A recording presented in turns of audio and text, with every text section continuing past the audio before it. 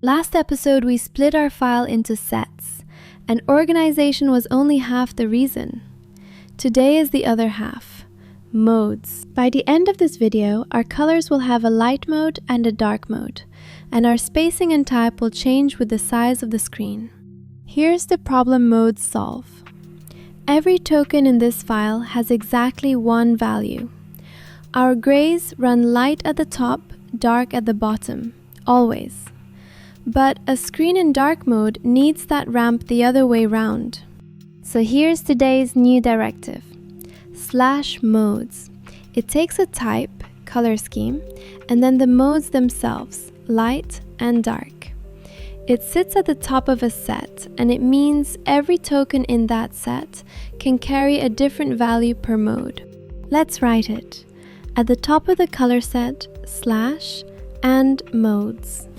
Enter, and the editor writes the whole line for us. Color scheme, light and dark. Exactly the line we just met. And look at the preview. It just grew a switch. Light, dark. Click dark though, and nothing moves. Of course it doesn't. Every token in here still has just one value. So let's change that, starting with the brand's lightness. In light mode, it's 62, what we have. In dark mode, color needs to lift a little against the dark background, so there we want 70. And this is how a value takes two. An @ then square brackets, one value per mode, in the same order as a declaration. 2 modes declared, so 2 values. 62 lines up with light, 70 with dark. Let's write it in. The lightness becomes at 62, 70. Flip to dark now, and the brand lifts. The grays need more than a nudge though. In light mode, the ramp runs 95 down to 5. In dark, it should run the other way. So the lightness gets 2 ranges, 1 per mode. Let me make these swatches smaller so we can see the whole palette at once. And now watch the whole palette flip. Now the question that matters. What does this become when we export it? This is the code view and the CSS tab. There's our palette as custom properties. And underneath, at media, prefers color scheme dark, with only the values that actually differ. We never wrote that media query. We said the modes were a color scheme and the CSS followed.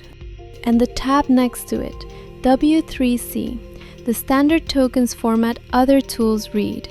With 2 modes, this exports as 2 files, 1 per mode. We're reading dark right now. Flip the switch and there's light. So a different type of modes should give us different CSS. This is where the file gets responsive. Over to layout. Same move at the top of the set. /modes, enter. It writes a color scheme again. But spacing doesn't care about light and dark. It cares about screen width. So let's click the little arrow next to the type. Modes come in types, just like our color harmony did.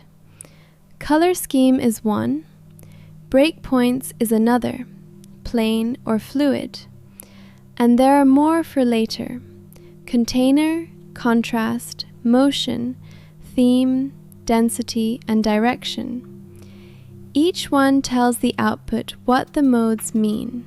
Today we take breakpoints, and it hands us 3 of them with the widths attached. 2 is plenty for what we're doing, so the middle one goes. Now the base gets 2 values, 8 on a phone, 12 on a desktop, and the increment follows it. Mobile and desktop up here now, and the spacing grows as the screen does, which leaves typography. And type gets to do something neither of the others can. Same start, /modes, enter, and the arrow. But this time the option underneath, breakpoints, fluid. 2 ends this time, not 3. And that's the point of fluid. Type isn't going to jump at a breakpoint, it's going to flow between them. And to flow, it needs a start and a finish. Body text starts at 12 on a phone and reaches 14 on a desktop. And here's the payoff. Code View CSS. No media query anywhere, just clamp, a minimum, a maximum, and a calculation in between that reads the viewport width. Type that grows smoothly from a phone to a desktop and never jumps. Compare that with layout. The same @ syntax in the file, and out comes @media min width. Steps, because that's what breakpoints are. And color, prefers colorScheme. 3 sets, 1 syntax, 3 completely different pieces of CSS, because we told the file what kind of variation each one was. That's modes. Declare them on a set. Write 1 value per mode where you need it, and the output knows what you meant. A dark mode block, a breakpoint, or a fluid curve. Next time, we export. Everything we've built becomes real files, CSS and W3C tokens. Catch you in the next one!